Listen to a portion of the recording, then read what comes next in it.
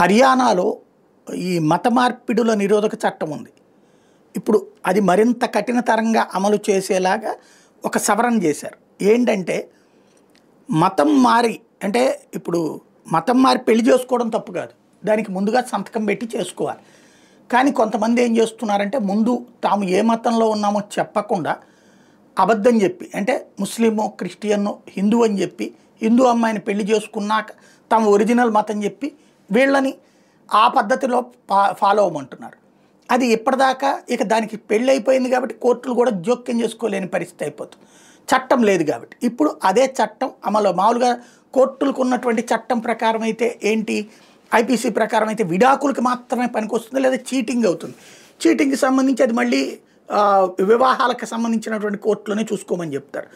కాబట్టి ఇప్పుడు అట్లా కాకుండా అలాగ తమ మతాన్ని బయటికి చెప్పకుండా అట్లాగా చేసేటటువంటి వాళ్ళ మీదన ప్రత్యేకంగా సెక్షన్ పెట్టి 7 ఏళ్ల జైలు శిక్షకి పైబడినటువంటి శిక్షకి సంబంధించినటువంటి సవరణ చేసుకొచ్చారు.